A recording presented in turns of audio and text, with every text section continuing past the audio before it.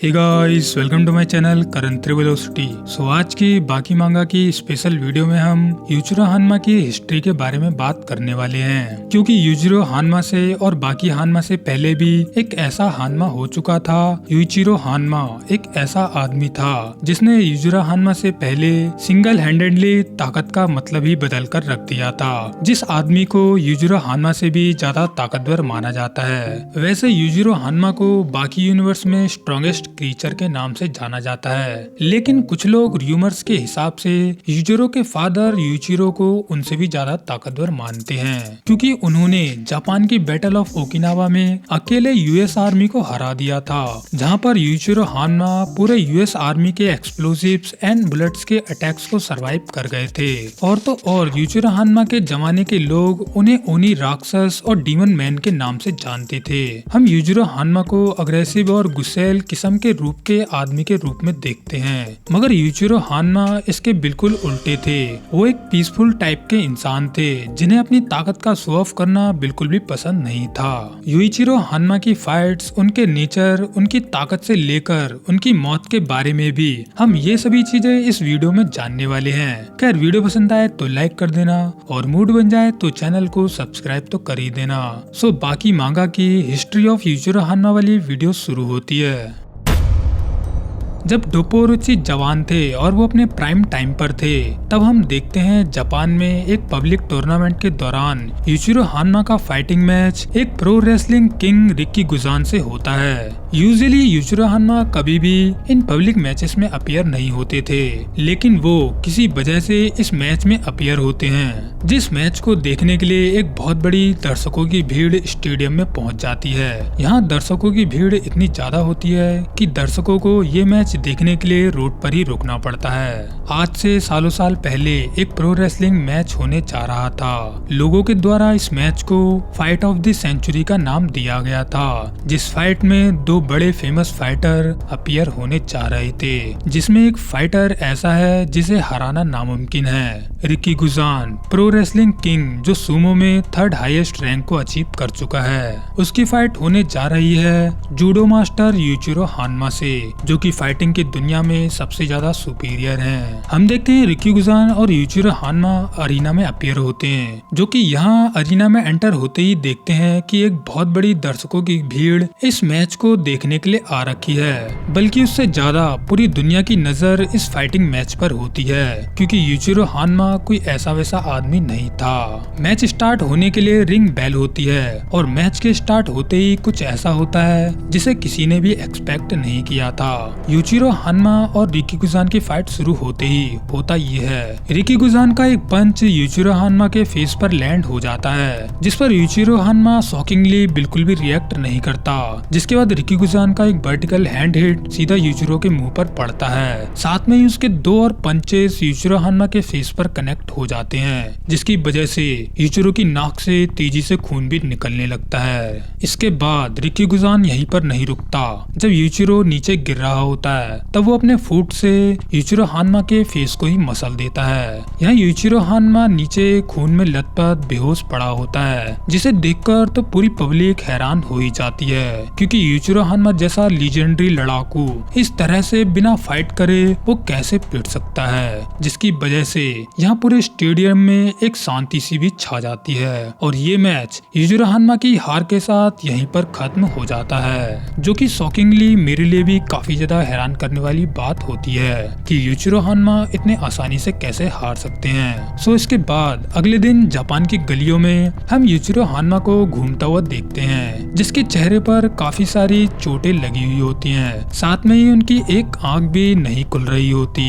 यहाँ पर यूचिरो हानमा को पहचानते हुए रोड पर चल रहा एक बंदा कहता है, क्या ये वही आदमी है? यूचिरो हानमा, मुझे तो यकीन ही नहीं हो रहा, कल के मैच में इतना पिटने के बाद ये आदमी ऐसे आराम से घूम रहा है। यहाँ पर यूचिरो हानमा इस बारिश के मौसम में बिना कुछ सोचे आगे बढ़ रहे होते हैं। तभी एक मिस्टीरियस आदमी उनके सामने अपीयर होता है। जिस मिस्टीरियस आदमी की शक्ल केवल देखे बिना ही यूचिरो हान्मा पहचान लेते हैं कि वो किस फील्ड का आदमी है। इसीलिए यहाँ पर यूचिरो हान्मा उससे कहते हैं, लगता है तुम भी मेरी तरह ही एक लड़ाकू हो, तुम्हारे हाथ देखकर मैं बता सकता हूँ कि तुम कराटे फाइट में कितने ज्यादा अच्छे हो। यहाँ पर ये मिस्टीरियस आदमी अपनी आइडेंटिटी रिवील करते हुए कहता है, मेरा नाम है डोपोरोची और मैं हूँ एक कराटे फाइटर जो कि आपके जैसे ताकतवर फाइटर से हमेशा से इंस्पायर होता हुआ आया है। खैर इस समय पर जब डोपोरोची की बात यूचिरो हान्मा से होती है तब डोपोरोची अपनी जवानी के दिन काट रहे थे और वो अपने कराटे स्किल्स को मास्टर करने में लगे हुए थे। यहाँ यूचिरो हान्मा डोपो से कहते हैं, तुम्हारे फूले हुए कान और ये मोटी नाक देखकर मैं कह सकता हूँ तुम बहुत ताकतवर हो, जो कि सिर्फ कराटो तक ही सीमित नहीं होगा। लेकिन तुम जैसे ताकतवर आदमी को मुझ जैसे बूढ़े आदमी से क्या काम है। जिस पर डोपोरोची यूचिरो हान्मा से साफ साफ कहता है, आपने ऐसा क्यों किया, आपने अपनी कल की लड़ाई को जीता क्यों नहीं। जिस पर यूचिरो हान्मा बताते हैं, अरे यार तुम क्या बात कर रहे हो, अच्छा तुम मेरी कल वाली लड़ाई की बात कर रहे हो। अरे वो तो रिकीगुजान मेरा एक अच्छा कस्टमर था और मुझे हारने के लिए काफी अच्छे पैसे मिले थे, इसीलिए मैं उसे मना नहीं कर पाया। जिस पर डोपोरोची कहते हैं, मेरा मजाक उड़ाना बंद करो, भले ही आपको अच्छे पैसे मिले हो मगर इस बीच आपने पूरी दुनिया में अपना नाम डुबा दिया, जो बात मुझे बिल्कुल भी पसंद नहीं आई। आपने कुछ ऐसा गवा दिया जिसे आप अपने पैसों से कभी भी नहीं खरीद सकते। और एक बात और मैं आपसे कहना चाहता हूँ, आप रिकीगुजान के हर एक अटैक को आराम से डॉज कर सकते थे, लेकिन आप वहाँ खड़े होकर पिटते रहे। आखिर क्यों? रुको मुझे समझने दो। शायद आपने ऐसा इसलिए किया होगा क्योंकि आप ऐसा कर सकते थे, क्योंकि रिकीगुजान के अटैक्स इतने ज्यादा कमजोर थे जिसकी वजह से आपने उन अटैक्स को रोकने की कोशिश भी नहीं की और आपको पता था इन अटैक से आपको कुछ भी नहीं होगा। खैर यहाँ पर डोपोरोची की इन बातों को यूचिरो हान्मा मुस्कुराते हुए सुन रहे होते हैं। जिस पर डोपोरोची कहते हैं, यूचिरो हान्मा मान गए, अब बहुत ही इंटरेस्टिंग इंसान हो, आप आगे क्या करने वाले हो इस बात को कोई भी प्रिडिक्ट नहीं कर सकता और आपकी यही बात मुझे सबसे ज्यादा प्यारी लगती है। लेकिन रिकीगुजान से आपका फाइट करना और सामने वाले को वर्दी ओपोनेंट ना होने पर उस मैच को थ्रो कर देना, इन सभी के बीच आपने अपनी सबसे प्यारी चीज को अपने पैरों तले कुचल दिया और वो चीज थी जापानीज मार्शल आर्ट्स की प्राइड। इस प्रोसेस में आपने जापानीज मार्शल आर्ट्स की इज्जत डुबा दी। डोपोरोची की इस बात को सुनते ही यूचिरो हान्मा डोपो की कॉलर पकड़ते हुए कहते हैं, लड़के मैंने जो भी किया उससे तुम्हें क्या मतलब, तुम मेरा कुछ भी नहीं बिगाड़ सकते। यहाँ पर यूचिरो हान्मा इससे आगे कुछ बोलते उससे पहले डोपोरोची अपनी जैकेट से बाहर निकल जाते हैं और ऊपर उछलकर वो यूचिरो के हाथ पर खड़े हो जाते हैं और वहाँ से डोपोरोची की एक सुपरफास्ट किक यूचिरो हान्मा की चिन से कनेक्ट होकर निकल जाती है। और इसके बाद यहाँ पर होता ही है, डोपोरोची इस फाइट को आगे कंटिन्यू नहीं करते और वो पीछे मुड़कर यहाँ से जाने लगते हैं, जहाँ यूचिरो हान्मा अपनी चिन पकड़ते हुए कहता है, नाइस किक, लगता है तुमने मेरे जॉ को भी ब्रेक कर दिया है। डोपोरोची तुम काफी बेहतरीन लड़ाकू हो। यहाँ पर यूचिरो हान्मा जैसा आदमी भी डोपोरोची को ताकतवर मानता है, जो कि ये बात डोपोरोची के लिए कुछ ज्यादा ही मायने रखती होती है। डोपोरोची यहाँ से जाते वक्त अपने मन में कहते हैं, यूचिरो हान्मा सर आपसे मिलकर अच्छा लगा, आपने तो मेरा दिन ही बना दिया। मैं काफी खुश हूँ कि इस दुनिया में कोई तो है जो जानता है कि मैं आखिर कितना ज्यादा ताकतवर हूँ और यही चीज मेरे लिए सबसे ज्यादा मायने रखती है। इसके बाद हम देखते हैं कि डोपोरोची पहुँच जाते हैं अंडरग्राउंड अरीना में, जहाँ पर टोकुगावा ने रिकीगुजान और डोपोरोची के एक सीक्रेट मैच को फिक्स किया होता है। यहाँ पर प्रो रेसलर रिकीगुजान यूचिरो हान्मा से जीतने के बाद काफी ज्यादा हवा में उड़ रहा होता है, जिसकी वजह से रिकीगुजान को लगने लगता है कि वो अंडरग्राउंड फाइटर्स को आराम से हरा सकता है। यहाँ टोकुगावा रिकीगुजान को बताते भी हैं, डोपोरोची के साथ तुम्हारा ये मैच आसान नहीं होगा, क्योंकि ये मैच तुम्हारे यूचिरो हान्मा से फिक्स्ड मैच से काफी ज्यादा अलग होगा। क्योंकि यहाँ अंडरग्राउंड फाइटिंग अरीना में रियल ब्रूटल फाइट्स होती हैं। यहाँ कोई भी फिक्स मैच नहीं होता। सो यहाँ पर रिकीगुजान टोकुगावा की इन बातों को इग्नोर करते हुए कहता है, हाँ मिस्टर टोकुगावा मैं समझ गया, मगर तुम्हारा वो फाइटर डोपोरुची कहाँ है? क्या वो मुझसे डर के मारे भाग गया? यहाँ रिकीगुजान इससे आगे कुछ कहता हम देखते हैं कि डोपोरुची काफी देर से रिकीगुजान के पीछे ही खड़े थे और जैसे ही यहाँ पर डोपोरुची उसके कान में फूंकते हैं वैसे ही रिकीगुजान रिएक्ट करते हुए सटाक से डोपोरुची पर हमला कर देता है। लेकिन अगले ही पल होता यह है, डोपोरुची रिकीगुजान की नाक को ही काट देते हैं, जिस पर रिकीगुजान यहाँ पर कुछ रिएक्ट करता उससे पहले ही डोपोरुची का एक जबरदस्त पंच उसके सीने पर लैंड हो जाता है। यहाँ डोपोरुची उछलकर अगला अटैक कर ही रहे होते हैं मगर उससे पहले ही रिकीगुजान बेहोश होकर नीचे गिर चुका होता है और यहाँ पर हम समझ जाते हैं जो रिकीगुजान और यूचिरो हान्मा की फाइट हुई थी, जिस फाइट को फाइट ऑफ द सेंचुरी भी कहा गया था, वो पूरी फाइट एक फेक फाइट थी। इसके बाद डोपोरुची और टोकुगावा मिलकर यूचिरो हान्मा और रिकीगुजान की उस फाइट को फेक घोषित कर देते हैं और ये न्यूज पूरे जापान में फैल जाती है, जिस न्यूज को यूचिरो हान्मा भी देख रहे थे, जिसकी वजह से यूचिरो हान्मा सोचते हैं कि वो अब फिर से प्राउडली जापान में घूम सकते हैं। इसके बाद यूचिरो हान्मा के अगले अपीयरेंस को हम देखते हैं तब जब फादर वर्सेस सन की घमासान फाइट चल रही थी, जिस बीच यूचिरो हान्मा ने बाकी हान्मा को पीट पीट कर उसकी हालत ही खराब कर दी थी।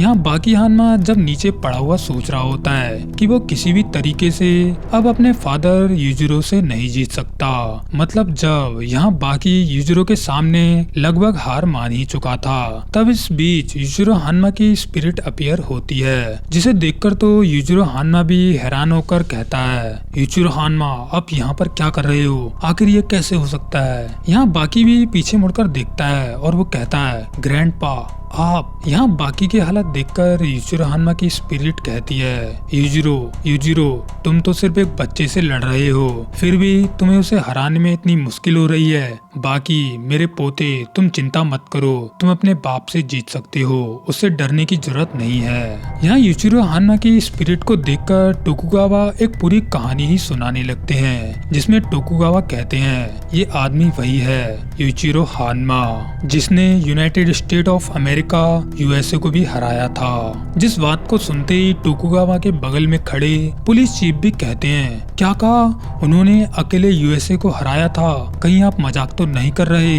जिस पर टोकुगावा बताते हैं, हान्मा यूचिरो अपने जमाने का एक असली मॉन्स्टर था। दी बैटल ऑफ ओकिनावा, उसके बारे में तो आपने सुना ही होगा। जब 1945 में यूएस की सेना जापान के ओकिनावा किनारे पर उतरती है, तब वहां पर यूएस और जापान की आर्मी के बीच एक घमासान युद्ध चल रहा था। ओकिनावा में चल रही इस जंग को डॉक्यूमेंट्स में बैटल ऑफ ओकिनावा कहा गया है, जो कि ये जंग पूरे 6 महीने तक चली थी। मगर तुम जानते हो इस वॉर की सच्चाई कुछ और ही थी। 7 सितंबर 1945 के दिन ओकिनावा लैंड से 12 किलोमीटर दूर एक स्मॉल आइलैंड पर कुछ और ही इंसिडेंट चल रहा था। उस 1 किलोमीटर के उस छोटे से आइलैंड पर यूएस आर्मी अलग अलग ओर से हमला कर रही थी। उन्होंने उस आइलैंड को चारों ओर से घेर लिया था। सिर्फ इस छोटे से आइलैंड पर यूएस आर्मी उस समय पूरे 1000 टन एमोस और एक्सप्लोजिव का यूज कर चुकी थी, जिसे सुनते ही टोकुगावा के बगल में खड़ा हुआ वो पुलिस वाला आदमी कहता है, मिस्टर टोकुगावा 1000 टन एमो और एक्सप्लोसिव सिर्फ एक छोटे से आइलैंड पर, आखिर उस आइलैंड पर ऐसा क्या था? जिस पर टोकुगावा बताते हैं, यूएस आर्मी 1000 टन एमो का यूज सिर्फ उस आइलैंड पर किसी आर्मी को मारने या फिर सिविलियंस को खत्म करने के लिए यूज नहीं कर रही थी, बल्कि उस आइलैंड पर सिर्फ एक ऐसा डीमन आदमी था जिसे यूएस आर्मी किसी भी कीमत पर हराना चाहती थी। जिस पर पुलिस वाला आदमी कहता है, सिर्फ एक आदमी को मारने के लिए 1000 टन एमो, ये कुछ ज्यादा ही नहीं हो गया? जिस पर टोकुगावा बताते हैं, सिर्फ 1000 टन एमो ही नहीं बल्कि उस आइलैंड पर लगातार मिसाइल्स का हमला भी किया जा रहा था, जिसकी वजह से पूरे आइलैंड का आकार ही बदल गया था। जिसके बाद यूएस आर्मी अपनी कुछ टुकड़ियों को इस आइलैंड पर भेजती है, जिन टुकड़ियों का काम होता है एक बड़े से भारी शरीर वाले डीमन आदमी की मरी हुई बॉडी को ढूंढना, क्योंकि इतनी सारी मिसाइल्स यूज करने के बाद कोई भी इंसान इस आइलैंड पे कैसे जिंदा बच सकता है। मतलब यहाँ पर इस आइलैंड पर मौजूद उस डीमन आदमी का नाम किसी को पता ही नहीं होता। बस वो यूचिरो हानमा के अपीयरेंस को देखकर यूचिरो हानमा को डीमन मैन के नाम से रेफर कर रहे होते हैं। खैर, जब इस आइलैंड पर यूएस आर्मी यूचिरो हानमा की लाश को ढूंढ रही होती है, उसी वक्त यूचिरो हानमा सामने आते हैं। यूएस आर्मी के हिसाब से एक जापानीज आदमी ने उनके साथी को अपने हाथों से पकड़ रखा होता है, जिसकी गर्दन बड़ी ही अननेचुरल तरीके से टूट रखी होती है। और ये मरा हुआ सोल्जर्स वही सोल्जर होता है जो कि डीमन मैन की बॉडी ढूंढने को निकला था। यहाँ सभी सोल्जर्स यूचिरो हानमा को देखकर शॉक हो जाते हैं और वो अपनी गन्स को उस पर एम करने लगते हैं। मगर तभी यूचिरो हानमा उस सोल्जर की बॉडी होता यह है, यूचिरो हानमा उस सोल्जर की बॉडी को उन सोल्जर्स की ओर काफी तेजी से फेंक देता है। यहाँ वो इस बॉडी को कुछ ऐसे फेंकते हैं जैसे कि वो किसी क्रिकेट बॉल को फेंक रहे हों। ये फेंकी हुई बॉडी जिन सोल्जर से टकराती है वो सोल्जर ऑन द स्पॉट मारे जाते हैं। जिसके बाद होता यह है, काफी सारे सोल्जर्स इकट्ठा यूचिरो हानमा पर हमला कर देते हैं। मगर यूचिरो हानमा अपनी ताकत के दम पर उन सोल्जर्स को ऐसे उठा कर पटकने लगता है कि जैसे कि वो किसी डंडे को जमीन पर पटक रहा हो। यूचिरो हानमा के थ्रोस या सोल्जर्स को पटकने की ताकत इतनी ज्यादा होती है कि उनके एक एक थ्रो के इम्पैक्ट से लगभग हर बार में 2 सोल्जर से ज्यादा मारे जा रहे होते हैं। और यूएस आर्मी इस डीमन मैन आदमी को कतई भी कंट्रोल नहीं कर पाती और ये डीमन मैन लगातार सोल्जर्स को उठा कर पटक रहा होता है। और देखते ही देखते यूचिरो हानमा यूएस आर्मी की एक पूरी पलटन का ही सफाया कर चुका होता है। डीमन मैन यूचिरो हानमा का आतंक देखकर यूएस आर्मी के द्वारा फिर से बॉम्बार्डिंग शुरू कर दी जाती है। मगर हर बार की तरह ही यूचिरो हानमा को कोई भी फर्क नहीं पड़ता, क्योंकि यूचिरो हानमा की सर्वाइविंग स्किल्स नेक्स्ट लेवल पर होती हैं। सो इसके बाद इस छोटे से आइलैंड के पास हम यूएस आर्मी की बैटलशिप आयोवा को देखते हैं, जिसमें मौजूद मेजर जनरल जेम्स भड़कते हुए कहते हैं, यूएस आर्मी की ताकत होने के बाद भी तुम लोग एक बंदर को नहीं हरा पाए, बल्कि हमने तो तुम लोग को एक ऐसा जहाज भी दिया था जिसकी ताकत की मदद से तुम लोग बड़े से बड़े 12 जहाजों को भी डुबा सकते हो। उसके बावजूद तुम उसका कुछ भी नहीं बिगाड़ पाए। लानत है तुम लोग के सोल्जर्स होने पर। जिस पर एक जनरल जवाब देते हुए कहता है, सर वो आदमी कोई बंदर नहीं है, वो उससे कहीं ज्यादा ताकतवर और शातिर है। यूचिरो हानमा को यूएस आर्मी और यूएस मरीन सोल्जर्स मिलकर भी कंट्रोल नहीं कर पा रहे होते। जिस बात को समझते हुए और भड़कते हुए इस मिशन के कमांडर जेम्स मैकआर्थर यूएस से रिक्वेस्ट करते हुए कहते हैं कि इस आइलैंड पर एक एटॉमिक बम गिरा देना चाहिए, जिसकी वजह से वो demon man on the spot मारा जाएगा। मतलब कि यहाँ पर यूचिरो हानमा को हराने के चक्कर में बात एटॉमिक बम तक पहुँच जाती है। जिस बात को सुनते ही टोकुगावा के बगल में खड़े हुए पुलिस चीफ भी कहते हैं, नो वे, सिर्फ एक आदमी को खत्म करने के लिए एटॉमिक बम, बाप रे, क्या यूचिरो हानमा क्या सच में इतना ज्यादा ताकतवर था? जिस पर टोकुगावा बताते हुए कहते हैं, हाँ तुम सही समझ रहे हो, यूचिरो हानमा इतना ज्यादा ताकतवर था, मगर यूएस ने एटॉमिक बम को उस दिन नहीं गिराया था, क्योंकि यूएस के द्वारा कुछ समय पहले ही एक न्यूज ब्रॉडकास्ट की गई थी कि यूएस और जापान के बीच वॉर खत्म हो चुकी है। मगर भले ही उस दिन एटॉमिक बम ना गिरा हो, लेकिन उस दिन यूएस की उस बैटलशिप आयोवा पर अभी भी कुछ बड़ा सा मूव कर रहा था। यूएस की बैटलशिप आयोवा पर हम देखते हैं कि मेजर जनरल जेम्स को, जो कि इस मिशन के कमांडर थे, वो रहस्यमय तरीके से शिप के अंदर सर के बल गड़े हुए पाए जाते हैं। जिस नजारे और आतंक को देखकर सभी सोल्जर्स को बिल्कुल भी यकीन नहीं होता कि ये काम किसी इंसान का है, बल्कि ये काम तो किसी डीमन का ही हो सकता है। इस बीच डीमन बैग के साथ सैकड़ों या फिर हजारों सोल्जर्स के सामने वो डीमन मैन इस शिप पर अपीयर होता है, जिसे देखकर सभी सोल्जर तुरंत ही शॉक में चले जाते हैं, क्योंकि अपनी जिंदगी में उन्होंने कभी भी इस तरह के ताकतवर आदमी को नहीं देखा था, जिसकी बैक में एक राक्षस या फिर डीमन दिखाई देता है। एक सडन ट्रेजेडी के बाद उनके कमांडर शिप में गड़े हुए पाए जाते हैं, जैसे कि किसी राष्ट्रीय झंडे को जमीन में गाड़ रखा हो। जिस इंसिडेंट ने सभी सोल्जर्स के मन में डर पैदा कर दिया होता है। वो सभी सोल्जर्स ये देखकर बस यही इमेजिन कर रहे थे कि ऐसा करने वाला आदमी कितना ज्यादा ताकतवर होगा। लेकिन ये इंसिडेंट एक डीमन की टेक्निक का सिर्फ छोटा सा नमूना था। इसके बाद टोकुगावा कहते हैं उस आयोवा शिप पर मिशन के कमांडर का मारा जाना तो कुछ भी नहीं था, बल्कि अब जो आगे उस शिप पर होने वाला था वो उससे भी कहीं ज्यादा खतरनाक होने वाला था। बैटलशिप आयोवा के ऊपरी हिस्से पर यूएस आर्मी के 2000 सैनिक सिर्फ एक आदमी को मारने के लिए इकट्ठा होते हैं और उसी वक्त उस शिप पर डीमन यूचिरो हान्मा अपीयर होता है। इस डीमन मैन के कंधे काफी ज्यादा अननेचुरल होते हैं। उसकी पूरी बॉडी काफी ज्यादा थिक थी, बल्कि उसके हाथ, उसके पैर, उसकी गर्दन, उसका पूरा शरीर ही अननेचुरल रूप से बड़ा और थिक था, जैसे कि उसका शरीर किसी डीमन या फिर डेविल के खून से मिलकर बना हो। और उस डीमन मैन की ये बात कुछ ऐसी थी जो कि यूएस आर्मी के सोल्जर्स उसे पहली नजर में ही देखकर समझ चुके थे। हम देखते हैं शिप पर मौजूद 2000 सोल्जर्स यूचिरो हान्मा को देखकर पीछे भागने लगते हैं। आयोवा शिप पर मौजूद सोल्जर में से एक जेम्स हैस नाम का आदमी अपने बुढ़ापे में एक इंटरव्यू के दौरान बैटलशिप आयोवा के बारे में बताते हुए कहता है, क्या आप जानना चाहते हो जापान में उस वॉर के दौरान उस बैटलशिप वाली सिचुएशन पर क्या हुआ था? तो ध्यान से सुनिए। हमारी वो बैटलशिप आयोवा यूएस की सबसे बेहतरीन शिप थी, जिसे किसी भी अदर शिप, एयरप्लेन या सबमरीन से लड़ाया जा सकता था। ए क्लास की शिप होने के बावजूद इस बैटलशिप आयोवा की मदद से हम एस क्लास की शिप्स को हरा सकते थे और काफी सारी लड़ाइयां भी जीत सकते थे। बैटलशिप आयोवा की सिर्फ एक ही कमजोरी थी कि कोई उस शिप पर अंदर से हमला ना कर दे।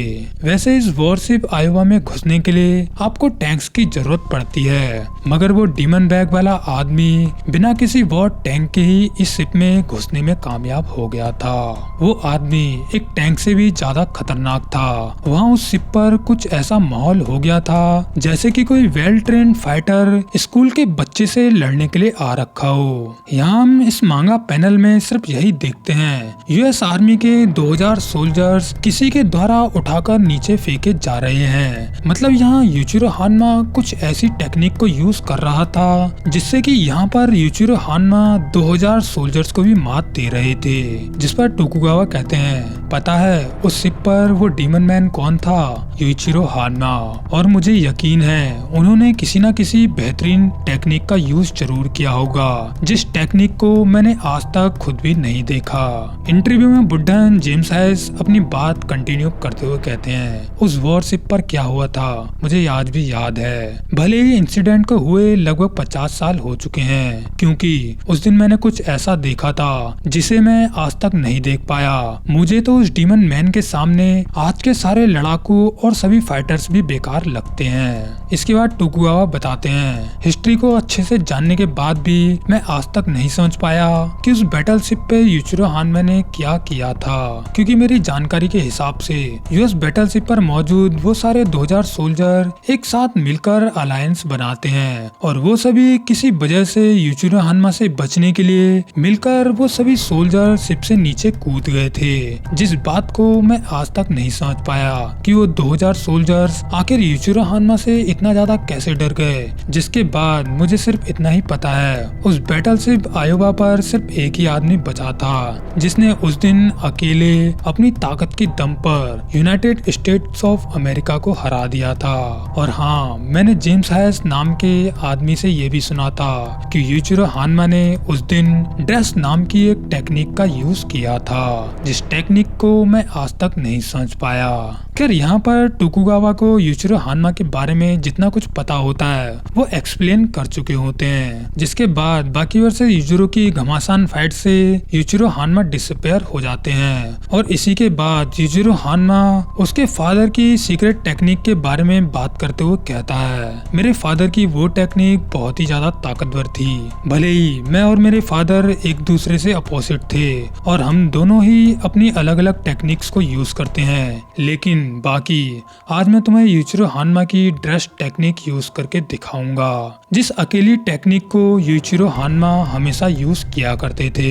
इससे ऊपर बाकी मैं तुमसे एक बात और कहना चाहूंगा, यूचिरो हानमा की ये टेक्निक काफी ज्यादा प्राउड करने वाली थी, क्योंकि उस रात उस बैटलशिप आयोवा पर यूचिरो हानमा ने सिर्फ अपनी एक इकलौती टेक्निक को यूज किया था, जिस टेक्निक के आतंक को देखकर उस समय पर 2000 सोल्जर्स भी उनसे डरकर भाग गए थे। और इसी तरह यूचिरो हानमा ने सिर्फ अपनी एक टेक्निक से यूनाइटेड स्टेट्स ऑफ अमेरिका को हरा दिया था। इसके बाद हम देखते हैं यूचिरो हानमा पहली बार अपने फादर यूचिरो हानमा की ड्रेस टेक्निक बाकी हानमा पर यूज करता है, जिससे हमें पता लगे कि ड्रेस टेक्निक कितनी ज्यादा खतरनाक थी, जिसमें यूचिरो हानमा बाकी के पैर को पकड़ता है और सटासट उसे तेजी से हवा में अपने चारों ओर घुमाने लगता है, जैसे कि यूचिरो हानमा किसी ननचक को अपने चारों ओर घुमा रहा हो, जिसकी वजह से बाकी हानमा की हालत तो खराब होती है, बल्कि उसका ब्रेन तो सुन्न हो ही जाता है और उसकी आंखों से खून भी निकलने लगता है। यहाँ यूचिरो हानमा बाकी हानमा को इतनी तेजी से घुमा रहा था कि इसे देखकर आसपास खड़ी हुई पब्लिक जो फाइट को देख रही थी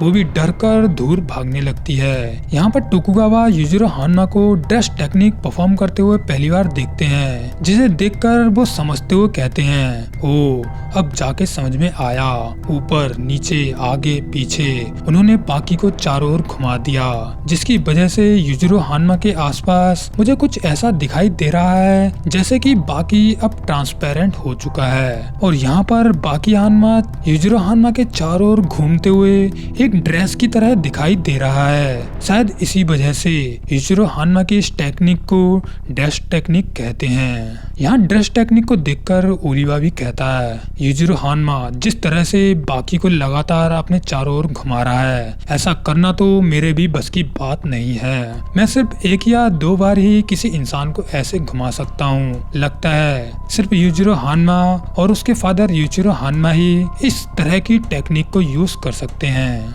यहाँ यूचिरो की ड्रेस टेक्निक यूज करने की वजह से बाकी हानमा की हालत काफी ज्यादा खराब हो चुकी होती है। तभी उसके अंदर से यूचिरो हानमा की आवाज आती है, जिस आवाज में यूचिरो हानमा बाकी से कहते हैं कि इस फाइट में उसे खुद को बचाकर रखना होगा, क्योंकि बाकी हानमा तुम हो एक असली हानमा, तो दिखाओ मुझे तुम कितने ताकतवर हो। यूचिरो हानमा के मोटिवेशन के बाद बाकी हानमा अपने आप को काफी ज्यादा प्रोटेक्ट करने की कोशिश करता है, मगर यूचिरो हानमा यहाँ रुकता ही नहीं, वो बाकी को कार्स में क्रैश करने लगता है। खैर आपको बता दूं कि यूचिरो हानमा के सिर्फ मोटिवेशन की वजह से यहाँ पर बाकी हानमा यूचिरो हानमा की ड्रेस टेक्निक के डैमेज से बचने में आगे चलकर कामयाब हो जाता है। बाकी वर्सेस यूचिरो की फाइट में ऐसे ही काफी सारे फैक्ट्स यूचिरो हानमा के बारे में मांगा में मौजूद थे, जिन्हें एनीमे में बिल्कुल भी एक्सप्लेन नहीं किया था। इसीलिए मैं बाकी वर्सेस यूचिरो की फाइट वाली वीडियो मांगा के अकॉर्डिंग एक्सप्लेन कर दूंगा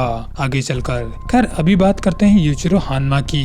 क्या यूचिरो हानमा अपने फादर यूचिरो हानमा से भी ज्यादा ताकतवर है? तो हाँ, मेरा मानना है कि यूचिरो हानमा अपने फादर यूचिरो से भी काफी ज्यादा ताकतवर है अब की कंडीशन में, क्योंकि हानमा ब्लड जनरेशंस में आगे चलकर इवॉल्व होता रहता है। मुझे लगता है पास्ट में जब यूचिरो हानमा की फाइट उसके फादर यूचिरो हानमा से हुई होगी, जिसमें यूचिरो मुझे लगता है कि जरूर हार गया होगा, क्योंकि उस समय पर यूचिरो हानमा अपनी पीक कंडीशन में नहीं होगा। क्या यूचिरो हानमा वर्सेस यूचिरो की फाइट हमें कभी फ्यूचर में देखने को मिल सकती है? तो इसका जवाब है हाँ, ये फाइट हमें जरूर देखने को मिल सकती है, क्योंकि यूचिरो हानमा के कैरेक्टर में ऐसी काफी चीजें हैं जिसे मांगा में आज तक भी एक्सप्लोर नहीं किया गया, जिसमें हो सकता है कि यूचिरो हानमा को अपने फादर से फाइट करते हुए दिखाया जा सके। साथ में ही मांगा में ऐसे कई सारे रेफरेंस किए गए हैं कि हान्ना ब्लड शायद किसी डेविल से मिलकर बना है, और हर जनरेशन में हान्ना फैमिली के अंदर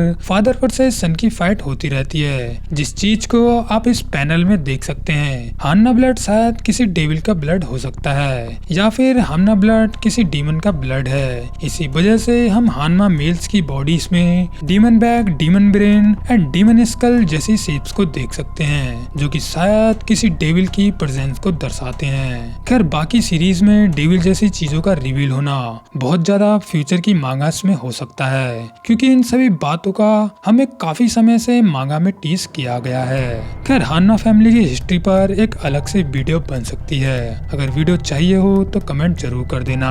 वीडियो में आगे बढ़ते हैं। क्या यूचिरो हान्मा मर चुका है? तो इसका आंसर है पता नहीं। पूरी बाकी मांगा में ये कभी भी मेंशन नहीं किया गया कि यूचिरो हान्मा मर चुका है। अगर वो मर भी गए होंगे तो वो बुढ़ापे की वजह से ही मरे होंगे, मगर ऑफिशियली उनकी डेथ कंफर्म नहीं है। और बाकी हान्मा के सामने जो यूचिरो हान्मा की स्पिरिट अपीयर हुई थी वो सिर्फ बाकी हान्मा की डीमन ब्रेन की वजह से हुआ था, और वो स्पिरिट सिर्फ यूचिरो हान्मा की एक इंटिमिडेशन थी, क्योंकि हमने पहले भी बाकी को यूचिरो हान्मा की स्पिरिट को अपीयर करते हुए देख चुके हैं, जिस यूचिरो हान्मा की स्पिरिट के अटैक की वजह से एक छोटा सा अर्थक्वेक भी आ गया था।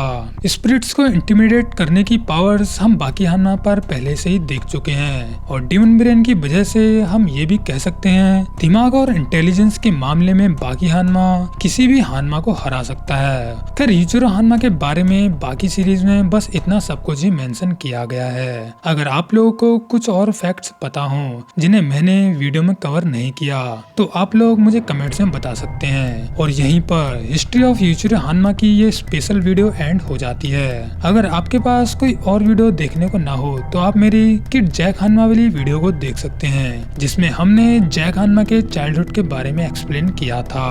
और बाकी तो मेरे चैनल पर काफी सारी वीडियोस अवेलेबल हैं जिन्हें आप आराम से देख सकते हैं। सो अब मिलते हैं किसी और वीडियो में, तब तक के लिए tata bye bye, take care.